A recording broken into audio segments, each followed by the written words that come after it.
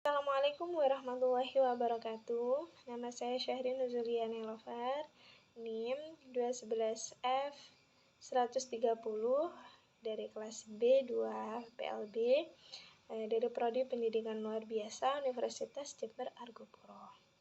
Nah, di sini pada video kali ini saya akan menjelaskan dan men-share kerangka berpikir dan faktor-faktor yang mempengaruhi anak tunalaras, anak disabilitas tunalaras, dan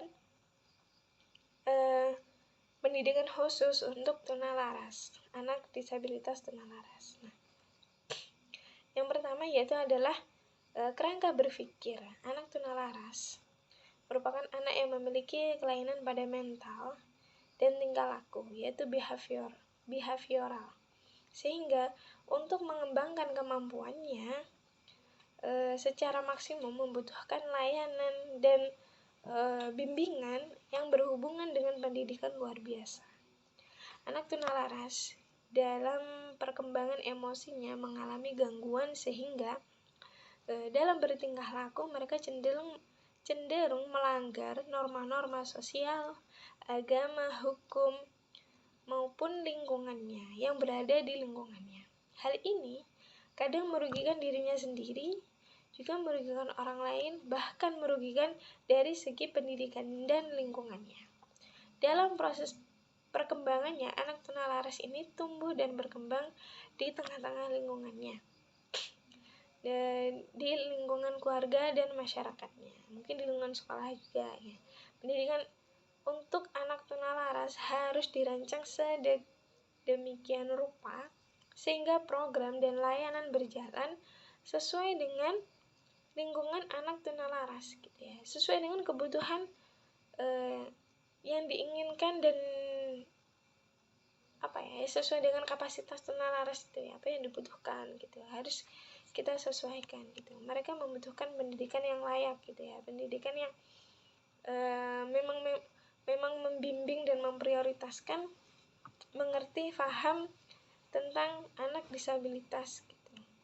Nah, mungkin di sini pendidikan olahraga yang diterapkan di sekolah biasanya itu merupakan suatu upaya pendidikan yang dilakukan terhadap anak-anak agar mereka dapat belajar bergerak dan belajar melalui gerakan serta berkepribadian yang dapat menjadikan mereka tuh tanggap gitu, sehat jasmaninya dan rohani gitu. Karena anak itu memang kita siapkan sehat jasmaninya dulu ya, raganya dulu, sehingga untuk proses pembelajarannya, proses untuk meningkatkan potensinya jauh lebih mudah dan efektif masuk. Mereka lebih gampang, mudah, dan dalam memahami pembelajaran yang diajarkan oleh pendidik gitu ya. Nah, dalam hal ini pendidikan olahraga itu lebih ditekankan yaitu permainan sepak bola. Mengapa? Karena diberikan pada siswa yang tunalaras ini melibatkan siswa dalam kegiatan fisik maupun psikis. Siswa tunalaras yang terlibat di dalam suasana permainan sepak bola akan memberikan respon biologis dan psikologis dan sekaligus respon psikologis. Jadi ada 3, biologis, psikologis, dan fisiologis. Hampir mirip ya, jadi ada 3, bukan 2. Kemudian respon psikologis ini dapat berupa sikap, motivasi, emosi, stres, atau anxiety, aspek-aspek kepribadian lainnya yang berkaitan dengan permainan sepak bola bagi anak tunalaras gitu ya. Peranan permainan sepak bola bagi anak tunalaras itu sangat besar dan akan mampu mengembangkan dan mengoreksi kelainan dan keterbatasan tersebut gitu ya, yang mengganggu si anak tunalaras ini, sehingga dibutuhkan model permainan dengan bermain sepak bola yang harus diterapkan pada anak tunalaras. Dalam hal ini peneliti mengemukakan permainan sepak bola sebagai alternatif pendidikan jasmani dan penanganan emosi anak tunalaras. Ada di SLB, sekolah luar biasa di Jogja, itu dalam permainan sepak bola terdapat gerak tangan dan gerak kaki yang diharapkan dapat membantu anak tunalaras ini menyalurkan emosi dan yang berlebihan lewat permainannya gitu ya. Mereka mengalirkan emosinya lewat permainan yang edukatif gitu, yang mengaktifkan seluruh jasmaninya, psikisnya, juga meningkatkan bakat minat potensi yang diminati oleh anak tunalaras tersebut gitu ya. Baik, berikutnya yaitu adalah faktor-faktor yang mempengaruhi tingkat aktivitas jasmani anak disabilitas tunalaras. Anak-anak tunalaras ini mungkin dapat menjadi lebih aktif ya secara jasmaniah karena dipengaruhi oleh satu atau lebih dari 4 kegiatan yang merupakan yang pertama adalah adanya kesempatan mengikuti beberapa pertandingan olahraga, yaitu latihan fisik, karena penyaluran emosinya itu lebih baik disalurkan oleh kepada permainan yang edukatif gitu ya. Kemudian yang kedua yaitu melalui bermain dan kegiatan rekreasi, seperti olahraga selama dia istirahat di sekolahnya, olahraga itu sebagai petualangan dan lain sebagainya. Kemudian anak tunalaras melakukan latihan seperti dalam kelompok-kelompok fitness atau gym gitu ya, yang melatih kebugaran otot-otot mereka dan senam aerobik gitu ya, bisa untuk diterapkan pendidikan olahraga yang serupa. Kemudian kegiatan jasmani lainnya secara pribadi sih seperti jalan kaki atau jogging, bersepeda, lari-lari kecil di sekitaran rumah gitu ya. Kemudian naik sepeda pulang pergi sekolah itu bisa, tapi tetap dalam pengawasan orang tua ya, karena ya anak tunalaras itu juga memiliki keterbatasan gitu ya. Selain keempat faktor di atas terdapat juga faktor-faktor lainnya yang menjadi penentu terhadap keterlibatan anak di dalam aktivitas jasmani gitu. Ya, yang pertama, aspek sikap dari anak tunalaras itu sendiri. Kemudian yang kedua adalah motivasi dalam diri individu tersebut atau intrinsic motivation dari anak tunalaras ini. Kemudian yang ketiga adalah kegembiraan berlatih dan kenikmatan ketika mengikuti aktivitas jasmani bagi anak tunalaras. Di samping itu, pengaruh dari aspek-aspek lainnya seperti cara pandang anak tunalaras terhadap keberhasilan dan prestasi, serta suasana kelas itu sendiri. Jadi dari berbagai aspek psikologis di atas merupakan hal yang dapat dikendalikan oleh guru, dapat dipantau atau dikontrol oleh guru. Oleh karena itu kesempatan bagi pendidik di sekolah untuk mempengaruhi proses pembentukan dengan kegiatan olahraga gitu.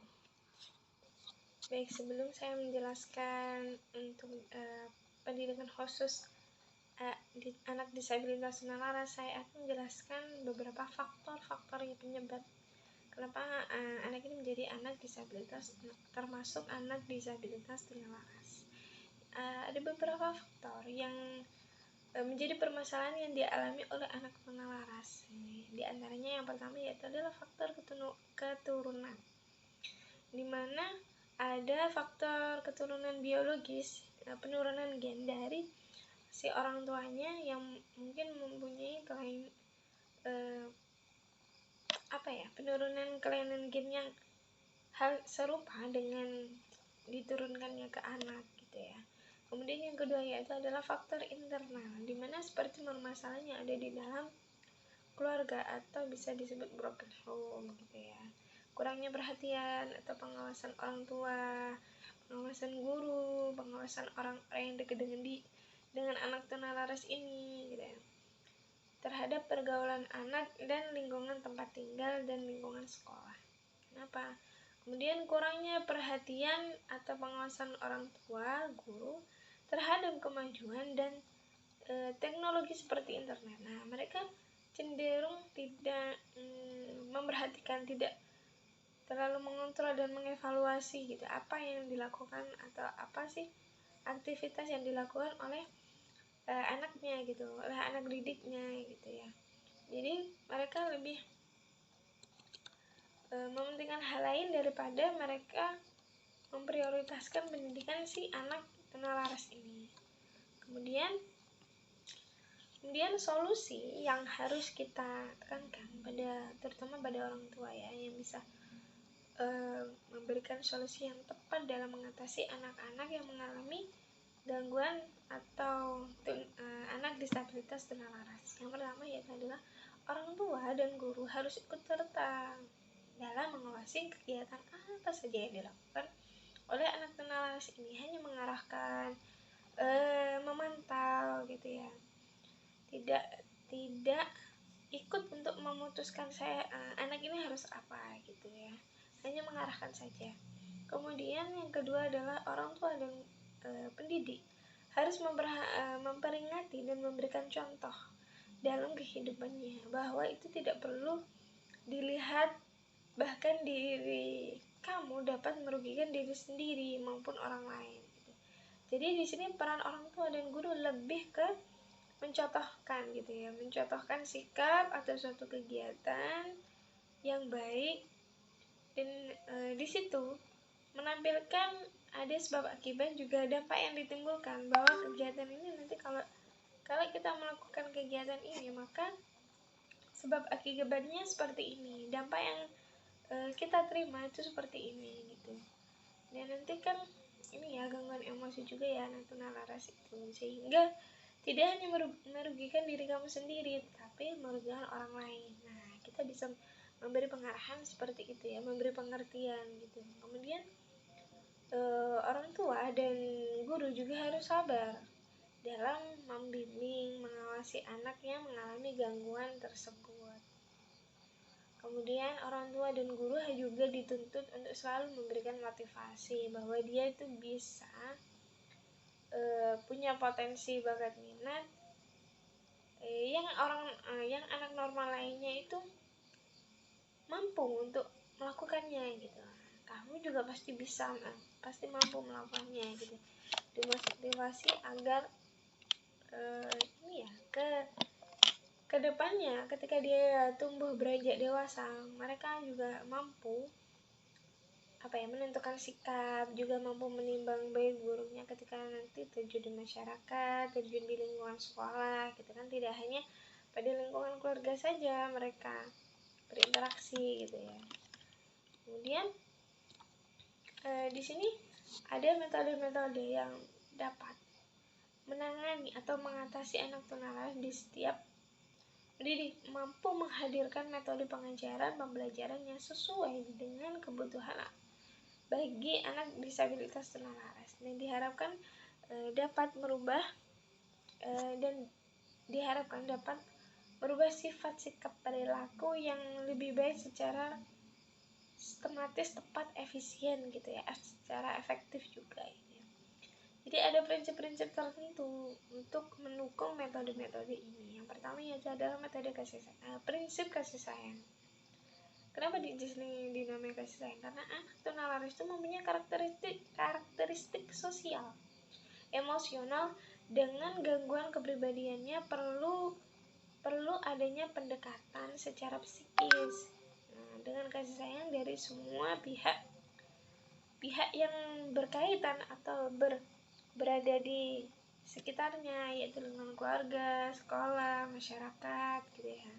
Kemudian prinsip yang kedua adalah mengenal individu itu sendiri, mengenal individual. Peserta didik khususnya tunalaras ini mempunyai karakteristik yang berbeda-beda. Maka anak tunalaras nantinya itu perlu diperlihatkan sikap perilakunya secara individual agar pendidik mampu untuk menentukan program yang akan dirancang, yang akan dikonsep, agar perilaku yang menyimpang tersebut dapat dirubah menjadi lebih baik sesuai dengan sifat dan perilaku dari peserta didik tunalaras ini. Kemudian yang berikutnya adalah motivasi belajar. Motivasi belajar di sini bagi anak tunalaras itu bertujuan untuk memupuk daya akan kekuatan dalam diri anak tunalaras ini, agar mereka itu dapat bergerak dan melakukan kegiatan-kegiatan yang bermanfaat yang nantinya berdampak baik untuk meningkatkan potensi yang ia miliki, untuk membangkitkan semangat belajar dengan cara memberikan materi yang menarik, media dan yang sesuai, metode yang tepat, strategi-strategi yang sistematis yang mampu merubah anak ini tuh menjadi lebih baik gitu ya, tidak arogansi yang berlebihan gitu ya. Dan cara penyampaian pelajarannya itu sangat komunikatif dan interaktif gitu. Jadi melatih mereka itu untuk aktif diskusi, aktif untuk memecahkan suatu masalah, permasalahan fenomena sosial gitu ya. Jadi tidak hanya anak-anak normal saja yang mampu berpikir seperti itu gitu ya. Ya, tergantung bagaimana cara kita itu progresif ya, untuk lebih aktif juga ya, menemukan inovasi baru untuk mengkonsep dan melakukan strategi-strategi yang baik dalam pembelajaran si anak tunalaras ini gitu ya. Kemudian prinsip yang berikutnya yaitu adalah praktek. Karena anak tunalaras yang mengalami gangguan sosial emosional perlu pendekatan dengan cara pembelajaran secara teori dan praktek. Kenapa? Karena mereka kalau disajikan hanya teori saja, anak normal saja ketika ini pasti membosankan. Tapi ketika kita mencontohkan atau mereka praktek langsung, kita aplikasikan, kita implementasikan apa yang menjadi bahan teori yang jadi bahan untuk kita dapat pelajari, itu langsung kita praktekkan. Mereka akan memahami dengan mudah dan cepat dalam kegiatan praktek. Nah, peserta didik diharapkan mampu lebih banyak melakukan kegiatan praktek yang produktif, karena agar mereka mampu bergerak dan memahami lebih cepat daripada dari sebuah teori gitu ya. Karena dengan kita praktek sendiri gitu ya, itu dapat menghasilkan ilmu yang baru gitu, yang berbeda dengan teori yang kita pelajari. Ada yang seperti hal yang serupa gitu. Dengan praktek mereka mampu lebih aktif dan melakukan sesuatu, memahami apa yang pendidik ajarkan. Nah, bila anak tunalaras ini sulit beradaptasi, diperlukan tindakan-tindakan modifikasi tingkah laku secara khusus dan terus-menerus. Sampai si anak tunalaras ini menyesuaikan diri dengan lingkungannya yang ada di sekitarnya, kondisi dan keadaan yang dihadapi gitu ya. Nah, di sini ada pendekatan-pendekatan tertentu untuk bagi anak tunalaras gitu ya. Yang pertama yaitu adalah pendekatan psikoanalisis. Pembelajaran dengan pendekatan psikoanalisis ini membantu mengungkapkan hal-hal yang mendasari patologi mental dalam usaha untuk meningkatkan fungsi kejiwaan yang tercermin dalam tingkah laku dan prestasi. Kemudian yang kedua yaitu adalah pendekatan psikologi pendidikan. Karena anak tunalaras dengan gangguan psikiatrik, adanya penyimpangan perilaku yang menyebabkan rendahnya potensi belajar, itu dapat dilakukan dengan pendekatan psikologi pendidikan ini. Kemudian yang kedua adalah pendidikan humanistik. Ini dari humanistik pasti sosial kepada sesama ya, yang inti yang ingin disajikan gitu ya. Program pendidikan bagi anak tunalaras diharapkan pada peningkatan pengarahan diri. Nah, kegiatan pembelajaran dalam situasi ini, dalam situasi demokrasi, terbuka dan menyenangkan gitu ya. Jadi tidak hanya teori praktik gitu ya. Mereka mampu mengarahkan dan meningkatkan atau mendemonstrasikan apa yang mereka pahami, apa yang mereka praktekkan gitu ya, untuk menunjang pendidikan perkembangan akademik intelektual mereka gitu ya. Yang kedua adalah pendekatan perilaku. Anak tunalaras dengan perilaku yang menyimpang, sering membuat onar, sering gaduh gitu ya, sering membuat masalah-masalah, problem-problem yang mereka itu tidak panjang untuk memikirkan resiko dan konsekuensi yang mereka terima gitu ya. Karena kelainan ini memang mengganggu emosional dan perilaku yang dialami oleh anak tunalaras ini. Nah, dengan perilaku yang menyimpang tanpa dapat dianalisis untuk dapat berubah sesuai dengan perilaku yang diharapkan. Baik, yang berikutnya yaitu adalah pendidikan khusus ya untuk anak disabilitas tunalaras ini, yaitu ada karena anak berkebutuhan khusus salah satunya tunalaras, yaitu anak-anak yang mengalami gangguan emosi dan gangguan perilaku. Nah, keadaan ini dapat dialami oleh anak tersebut menimbulkan gangguan pada dirinya juga orang lain, baik dikarenakan emosinya atau terluka kuat seperti misalnya rasa sedih, khawatir, emosi yang menimbulkan konflik dan penyimpangan-penyimpangan yang membuat mereka itu marah berlebihan gitu ya, sehingga membuat ketidaknyamanan di lingkungan sekitarnya. Karena emosi salah satu ciri dari keberadaan manusia sebagai makhluk individu ya, dan juga makhluk sosial. Dengan adanya emosi, seorang manusia itu akan memiliki sebuah dinamika kehidupan dan fenomena sosial dalam kehidupannya. Seseorang yang tidak dapat memiliki emosi atau terlalu emosional akan sulit diterima oleh lingkungan, baik keluarga, masyarakat, sekolah gitu ya. Ini marah yang berlebihan gitu ya.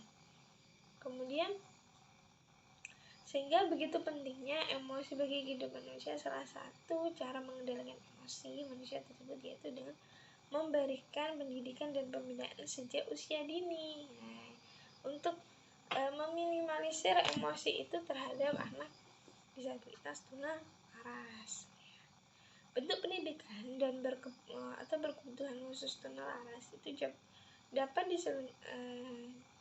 diselenggarakan di sekolah luar biasa khusus untuk anak tunalaras, yaitu SLBE. Nah, bisa disebut seperti itu ya. Dalam pelaksanaan ini macam-macam bentuk penyelenggaraan pendidikan anak itu berkebutuhan tunalaras atau gangguan emosi perilaku. Nah, itu yaitu yang pertama adalah penyelenggaraan bimbingan untuk menetralisir itu semua, yaitu menyelenggarakan bimbingan serta penyuluhan di sekolah reguler. Misalnya di sekolah reguler itu terdapat murid atau anak yang menunjukkan gejala kenakalan ringan atau gangguan emosi pada para pembimbing harus segera memperbaiki itu, harus segera membimbing, mengontrol atau mengevaluasi. Mereka masih tetap tinggal di sekolah tersebut gitu ya, bersama-sama dengan kawannya. Takutnya kan akan berdampak buruk juga kepada teman-temannya. Nah, di sini guru ini harus berperan penting dalam itu. Kemudian namun di sini ya anak tunalaras itu membutuhkan layanan khusus ya dari pendidiknya gitu. Walaupun dia disekolahkan misalkan di sekolah inklusi gitu ya. Sekolah inklusi itu terdapat beragam karakter anak-anak gitu ya. Ada yang anak-anak normal gitu ya, bercampur dengan anak-anak yang berkebutuhan khusus gitu ya kalau di sekolah inklusi. Kalau sekolah luar biasa memang dikhususkan anak yang berkebutuhan khusus saja gitu, dan pembagian kelas-kelasnya juga sesuai dengan jenis berkebutuhan khusus, sesuai dengan disabilitas jenis apa gitu. Kemudian yang kedua yaitu adalah menyediakan kelas khusus bagi anak yang berkebutuhan khusus tunalaras. Nah ini tadi ya, pembagian kelas sesuai dengan kebutuhan anak disabilitas, pembawaan anak disabilitas itu sendiri. Nah, jika mereka perlu belajar terpisah dari teman-temannya, satu kelas atau mungkin beberapa kelas, kemudian pembimbing dapat mempelajari gejala-gejala gangguan emosi maupun gangguan perilaku yang dialami oleh anak tunalaras ini. Nah, kelas ini khususnya yaitu adalah pada setiap sekolah dan juga merupakan bagian dari sekolah tersebut. Kelas khususnya itu bagi anak tunalaras ya, dipegang oleh seorang pendidik dengan latar belakang yang mengenyam pendidikan luar biasa, atau ya pembimbing maupun nyuluh, yaitu seorang guru yang cakap dan mampu mendidik anak yang berkebutuhan khusus, terutama disabilitas tunalaras ya. Jadi itu gurunya harus lebih dominan, mampu mengetahui bagaimana cara menangani anak-anak yang berkebutuhan khusus gitu ya, terutama anak tunalaras gitu. Kemudian sekolah luar biasa itu bagi tunalaras tanpa asrama ya, yang ditujukan untuk anak-anak yang berkebutuhan khusus tunalaras ini, proses belajarnya perlu dipisah dengan teman yang lahirnya karena gangguan emosi dan perilaku yang dialami sudah cukup berat gitu ya, bahkan merugikan teman seusianya, karena kan gangguan emosi dan perilaku ini ada yang ringan, sedang, dan berat gitu ya, dan itu harus juga dipisah, karena kalau tidak dipisah akan berakibat merugikan diri sendiri juga orang lain atau mungkin teman yang ada di sekitarnya gitu. Nah, sekolah dengan asrama itu ditujukan bagi anak yang berkebutuhan khusus yang kenakalannya sudah terlampau berat sekali, sehingga mereka harus dipisahkan dengan teman maupun orang tua mereka. Oleh sebab itu, mereka harus dikirim dikirim ke asrama untuk mendapatkan pendidikan, pelayanan, dan bimbingan yang baik dan tepat gitu ya. Adanya asrama ini, anak kebutuhan khusus tunalaras sebagai keperluan penyuluhan. Tujuan diselenggaranya pendidikan bagi anak tunalaras yaitu untuk membantu anak berkebutuhan khusus tunalaras mampu mengembangkan sikap, perilaku, pengetahuan, serta keterampilan sosial sebagai pribadi atau anggota masyarakat, anggota keluarga, anggota masyarakat, anggota sekolah, dalam menggalakkan hubungan timbal balik atau interaksi sosial di lingkungan sosial budaya maupun lingkungan antar budaya gitu ya. Kemudian pendidikan ini untuk anak kebutuhan khusus tunalaras dapat dilaksanakan melalui bidang pengajaran, bimbingan, dan juga penyuluhan dengan melibatkan ahli-ahli terkait seperti penegak pendidik itu seperti guru, psikolog, pengasuh, ataupun ini ya dari orang tua, dari ibunya gitu ya. Dengan informasi mengenal pendidikan bagi anak berkebutuhan khusus tunalaras ini diharapkan para pembaca atau para penyimak itu memiliki persepsi yang sama terhadap perkembangan pendidikan luar biasa, sehingga program-program pendidikan tersebut bisa terlaksana dengan baik gitu ya, sesuai dengan apa yang diharapkan, sesuai dengan apa yang kita ingin capai gitu. Jadi mengapa perlunya adanya pendidikan khusus untuk anak disabilitas gitu ya, karena terutama bagi ini ya, anak disabilitas tunalaras gitu ya. Karena kelainan tingkah laku yang dialami oleh anak tunalaras ini mempunyai dampak negatif gitu ya bagi dirinya sendiri maupun lingkungan sosialnya, juga mungkin lingkungan masyarakatnya gitu ya. Salah satu dampak serius yang mereka alami adalah tekanan batin berkepanjangan sehingga menimbulkan perasaan merusak diri mereka bila sendiri itu sesuai kehendak mereka gitu. Kepuasan mereka untuk merusak sesuatu atau melakukan penyimpangan gitu ya, itu mereka merupakan realisasi dari emosi dan tingkah laku yang tidak terkontrol gitu ya, yang merupakan dari gangguan dari dirinya sendiri. Menghadapi keadaan yang hal yang seperti ini hendaknya dapat mempengaruhi lingkungan mereka. Kita dapat mempengaruhi lingkungan mereka gitu ya, mengajarkan, menguatkan, memotivasi bagaimana keterampilan sosial antar pribadi yang lebih efektif, serta menghindari mereka dari ketergantungan dan penguatan ketakberdayaan gitu. Bahwa perilaku yang menyimpang pada anak tunalaras ini merugikan lingkungannya gitu. Kita memberikan penjelasan gitu ya, karena sering sekali orang tua maupun guru merasa kehabisan akal atau kelelahan menghadapi anak dengan gangguan tunalaras seperti ini, karena yang terganggu adalah emosi dan perilakunya gitu ya. Ada salah satu contoh, kita sering mendengarkan anak delinkuensi. Nah, sebenarnya anak delinkuensi ini merupakan salah satu bagian kegoncangan, ketidakbahagiaan atau ketidaktentraman, ketidaknyamanan bagi masyarakat. Perbuatan ini termasuk pelanggaran hukum seperti perbuatannya kriminal lainnya, yaitu bunuh, merokok, menganiaya atau yang lainnya. Kemudian dalam pembahasan tentang tunalaras pada video ini pada pertemuan ini saya menjelaskan bahwa butuh kesabaran dan strategi pengajaran yang tepat untuk mereka. Pengajaran yang sistematis, kritis, logika, sesuai dengan logika gitu ya.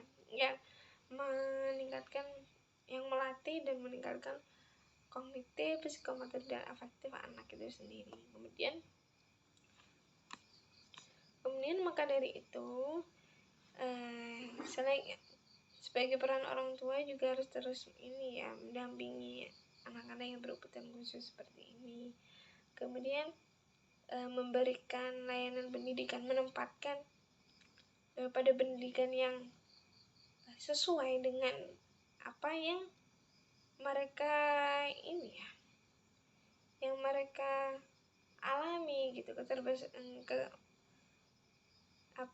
indera yang mereka terganggu gitu di situ gitu ya, yang memiliki keterbatasan di situ gitu. Kita harus memberikan wadah atau memberikan pendampingan khusus untuk kita menempatkannya ke pendidikan yang sesuai dengan kebutuhan disabilitasnya gitu. Yang paling tepat yaitu adalah sekolah luar biasa atau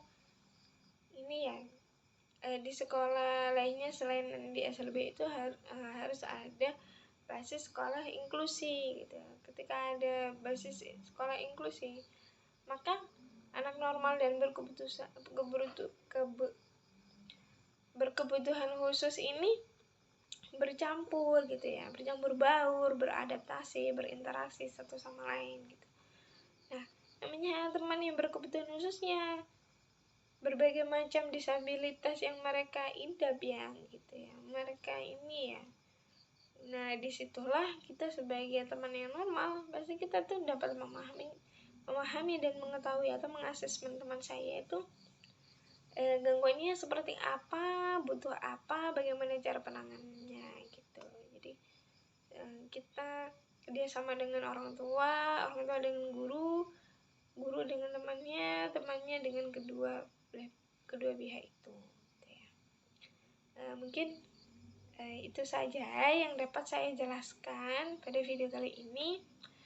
Kurang lebihnya mohon maaf jika ada salah kata atau perbuatan, mohon dimaafkan. Kemudian jangan lupa share like, comment, dan subscribe. Apa saja yang harus saya benahi. Kemudian jika video ini bermanfaat untuk kita amalkan dan implementasikan, kita share bareng-bareng, kita menanam kebaikan bersama-sama gitu ya. Fastabiqul khairat. Wassalamualaikum warahmatullahi wabarakatuh.